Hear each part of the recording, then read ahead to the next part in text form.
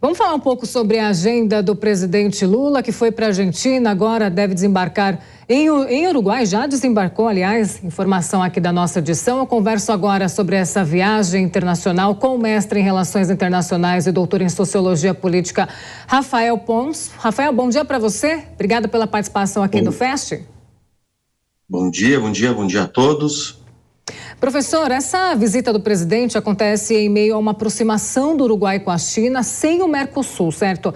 A intenção do Lula seria tentar fortalecer o bloco, já que o Lacalle Pou mostrou que tem interesses diferentes dos outros países sul-americanos? Perfeito, é bem essa a tentativa do presidente Luiz Inácio Lula da Silva, no seu terceiro mandato, à frente, no caso do país mais importante da América do Sul, em termos econômicos também, por conta do seu peso geoestratégico e político na região e face também da sua importância para o Mercosul. Então, vejam, nós estamos diante de uma situação muito complicada em que o Uruguai está tentando, digamos assim, por conta de forças centrífugas, tendo em vista a guerra da Ucrânia, o momento pós-pandemia, de se tentar internacionalizar a sua agenda de comércio exterior, no sentido de tentar fazer um tratado de livre comércio, acordos, seja com a China, seja com o famoso também TPP-11, que são uma série de países que fazem parte ali do eixo atlântico. Então, Lula vai tentar costurar uma aliança de forma a tentar trazer o Uruguai mais para próximo do Mercosul. Eu volto com o professor aqui, Rafael Pons, para a gente conversar justamente sobre isso. Professor, na sua análise, quais seriam os principais desafios econômicos aí que devem ser encarados por Lula na sua visita ao Uruguai? Essa é uma excelente pergunta, mas para responder nós precisamos olhar um pouquinho o cenário político uruguaio. Veja, o atual presidente, desde o ano de 2020, o momento que ele assumiu a posse, do Uruguai, ele vem assumindo posicionamentos no sentido de tentar, não digo isolar o Uruguai do Mercosul, mas de tentar, pela via pragmática, tentar defender e realizar os interesses nacionais do Uruguai frente a um cenário internacional marcado pela pandemia, pela grave crise internacional agravada pela guerra da Ucrânia. Veja, os analistas internacionais estão tentando avaliar o peso das negociações de hoje. Hoje será um dia muito importante para o futuro do Mercosul. Nós estamos vendo, talvez, uma possível fragmentação do Mercosul, ou se, porventura, os acordos do Uruguai consigam sair do papel, e acordos, a gente está falando com a China, que é um dos maiores parceiros comerciais da América Latina, se não o maior, com certeza o maior. E nós veremos, talvez, uma certa irrelevância do Mercosul.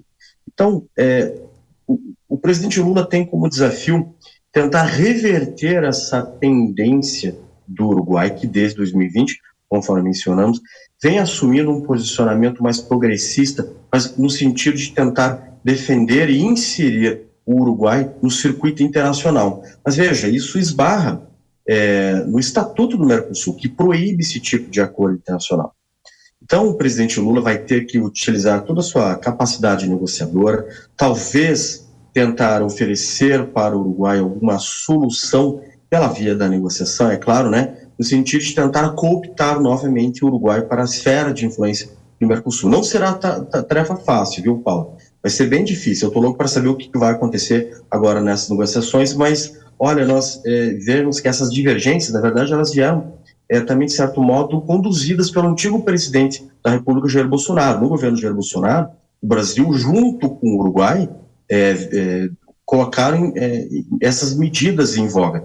Tanto a redução da tarifa externa comum, como possíveis quebras de estatutos do Mercosul, no sentido de dar maior liberdade dos países de negociar fora da esfera de influência do Mercosul. Voltamos com o Fast News desta quarta-feira. A gente já volta falando da agenda de Lula nos países vizinhos aqui da América do Sul. Primeiro visitou a Argentina, agora já desembarcou no Uruguai.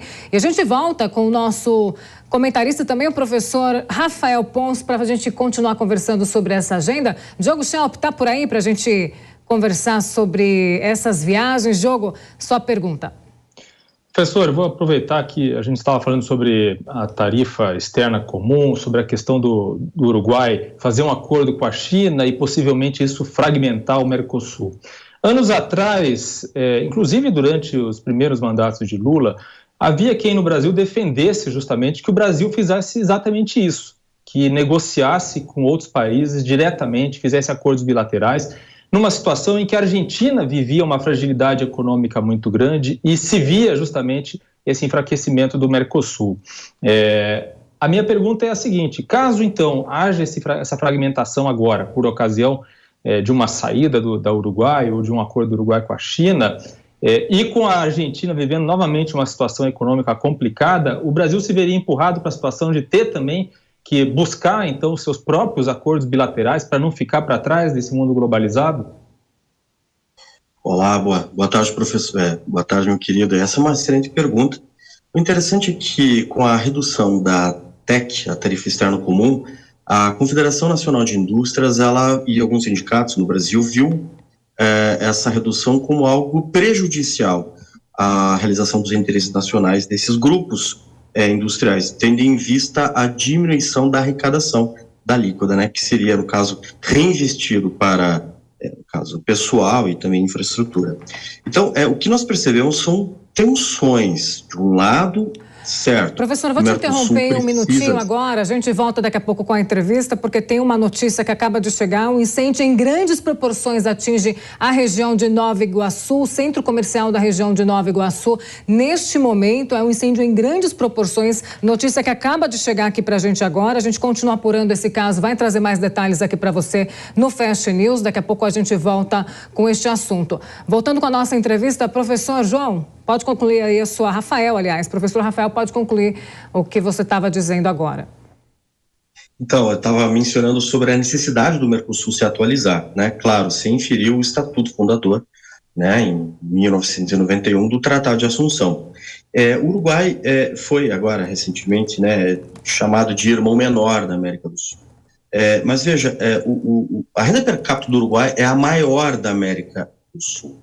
Só para colocar um pouco para vocês a importância, né, do Uruguai, em termos, enfim, que ele assume na questão de importações, que o Brasil é um país que mais exporta para o Uruguai.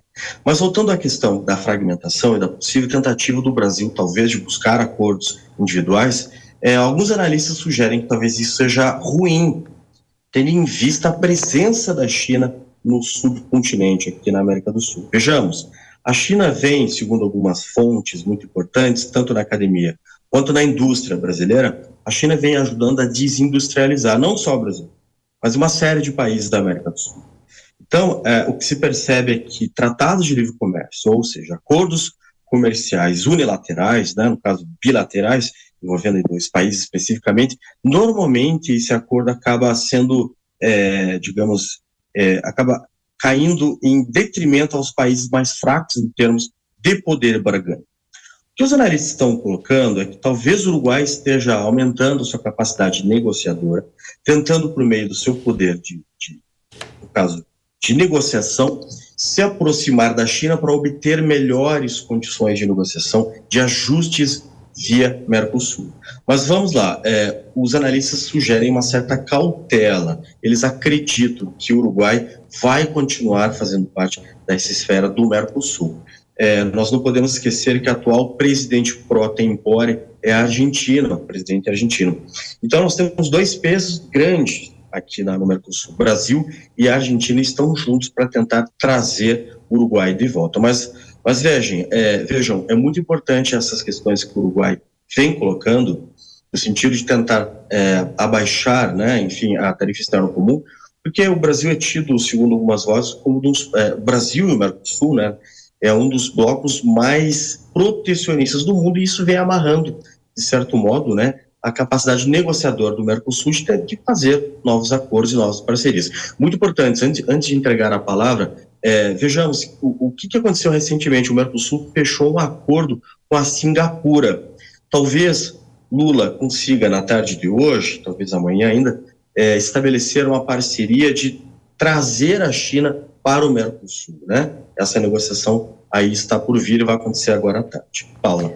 Professor, tantos e tantos aumentos foram vistos aí no último ano em relação à gasolina. Quem mais sofreu foi o consumidor. São vários reflexos aí, guerra na Ucrânia. Como que fica mais este aumento? Qual que é a expectativa para o consumidor mesmo que abastece seu carro, que gasta muito aí nas bombas de combustíveis pelo Brasil? É muito interessante. A gente percebe que essa guerra da Ucrânia realmente ela vem impactando vários setores da economia brasileira, em especial o setor de combustíveis, né, de energia. Não é à toa que a China está aí investindo muito em energia, não só na América Latina, mas também em todo o continente africano, né? Agora, é interessante que logo após a tomada de posse do presidente Lula, houve-se até aqui no cenário nacional uma corrida aos postos, achando que haveria uma disparada de preços, né, por conta do preço da gasolina. E esse aumento agora já era esperado, segundo alguns economistas, né? O que vai trazer um reflexo, claro, para todos os outros insumos, não só aqueles diretamente ligados ao petróleo, mas os insumos indiretos. Então é algo que vai impactar e acreditamos que ao longo de todo esse ano, né, a gente percebe que a guerra da Ucrânia não está em nenhum momento em vias de ser finalizada. Todos os acordos que a gente percebe, né, aqueles acordos entre a Rússia e a Ucrânia, assim, estão sendo desrespeitados. E o que se percebe, na verdade, agora, nos últimos 30 dias, é um reforço das tropas russas, principalmente de tanques, né? É uma série de regiões da faixa de fronteira e, além disso, um reforço também por parte dos aliados, digamos, né? Enfim, das tropas dos países ocidentais à Ucrânia. E percebemos, Paulo, que talvez essa guerra não esteja perto de terminar, e aí a Petrobras, o preço, né, do barril do petróleo, as ações, a volatilidade vai continuar sendo muito forte. Diogo Schelp, a sua pergunta. Professor, aproveitando essa questão dos preços internacionais do petróleo, né, e juntando com a questão geopolítica da América do Sul, a gente sabe que a Venezuela é um dos países que mais é impactado pela questão do preço do petróleo. Então, obviamente que depois de um período aí de crise absurda na Venezuela, dentro das condições possíveis, né, que o país tem, né, enfim, de uma política econômica absolutamente desastrosa, os preços de petróleo mais altos acabam favorecendo, de certa forma, a economia venezuelana. Lembrando que a Venezuela entrou no Mercosul meio de forma forçosamente em 2012 e depois foi suspensa em 2016. Existe clima para a volta da Venezuela ao Mercosul, dadas as novas condições econômicas? Olha só, interessante, né? O ano passado tivemos o encontro do clima, a cúpula do clima, e o presidente francês foi lá e apertou a mão do Nicolás Maduro. Parece que a Venezuela voltou a fazer parte, né, do seleto grupo de potências energéticas. Então, muito interessante que, sem dúvida alguma, como o João colocou, né, a alta do preço do petróleo acaba, de certo modo, favorecendo, né, enfim, o desenvolvimento econômico da Venezuela. E, nesse caso, eu vou colocar para vocês um desafio que o presidente Lula vai ter, no sentido de tentar, de certo modo, apaziguar, digamos, essa aproximação do Brasil com regimes ditatoriais. Vocês podem ver que recentemente, né, no 7º encontro dos países latino-americanos e pertencentes ao Caribe, o presidente Lula, no seu discurso internacional, resolveu não fazer menção a países como Nicarágua, né, Cuba e também Venezuela. Acreditamos que a diplomacia brasileira vai ter que encontrar uma forma de acomodar os interesses do Brasil em torno de todo o espaço regional, fortalecendo os princípios, né, da solução pacífica de controvérsias, a abertura de diálogo, a cooperação, né? E a questão energética, ela sempre foi uma questão muito importante para o espaço sul-americano. A gente percebe que desde a época do governo Fernando Henrique Cardoso, houve um projeto chamado IRSA, de se tentar promover uma possível integração econômica e energética na América do Sul. E uma série de travamentos, né, enfim, foram realizados, tanto por questões ambientais, por questões de legislação, de financiamento, e esse projeto, e muitos desses projetos foram engavetados. Agora a situação é bem mais complexa, né? O presidente Lula está aí no seu 3º mandato, Nicolás Maduro, que durante muito tempo foi considerado um par internacional, parece que agora está voltando à cena, e aí o Brasil vai precisar encontrar um equilíbrio, né, em dialogar com a Venezuela sem trazer mal-estar para os países do Mercosul. e também com o professor Rafael para a gente falar justamente do Grupo Americanas. Como vocês têm visto, primeiro o professor Rafael, 1 minuto para cada um, inclusive, vamos cronometrar isso. Professor Rafael, como você tem visto essa desvalorização, essa vulnerabilidade das Americanas neste momento e agora esse bloqueio de valores? Pois é uma questão muito interessante, né? Assim, até meu posicionamento é de crítica. A gente percebe que quando empresas, conglomerados, entram em processo de falência, você vê lá o Estado brasileiro, ou o Estado de um modo geral, seja aqui no Brasil ou em outros países democráticos, o Estado é aquele que vai socorrer, né? A gente pôde perceber isso na crise imobiliária de 2008, onde, no caso, bancos, uma série de bancos norte-americanos, a começar pelo Lehman Brothers, acabou quebrando, o Estado norte-americano interviu. Aqui no Brasil a gente percebe um pouco parte disso, né? O Brasil, no caso, a gente vem percebendo, no caso, não sendo conivente, mas tentando suportar, amortizar o impacto que isso pode provocar na Bolsa de Valores e vem, né, impactando aí alguns ativos próximos, né, no setor de varejos, mas também em outros mercados internacionais. A gente pode perceber, agora no início da semana, ativos das Americanas despencaram também em outras bolsas. Então é algo muito preocupante, percebemos que talvez falte um maior rigor, uma maior transparência dessas instituições, uma cobrança maior do Estado para que, enfim, essas empresas possam, de repente, não apresentar mais um problema tão sério quanto esse, que é o das Americanas, de um rombo, enfim, gente, um valor incomensuravelmente grande, são 20 bilhões de dólares. Imagine, só pegando os dados aqui que a gente pode ver do Uruguai, né? O PIB do Uruguai de 2021 foi de 59,8 bilhões. Então, só para mostrar um pouco o peso dessas empresas em relação a países, no caso em questão aqui, como o do Uruguai. Diogo Schelp, muito rapidamente para a gente entregar um jornal, 30 segundos. Rapidamente, eu já participei de uma recuperação judicial como credor trabalhista e sei que nesses casos o maior prejudicado são sempre os menores, os menores acionistas, os grandes bancos, esses acabam conseguindo recuperar boa parte do prejuízo. Perfeito. Valeu, professor Rafael Pões, mestre em Relações Internacionais, doutor em Sociologia. Diogo Schelp, mais uma vez, obrigada pela participação aqui na Jovem Pan.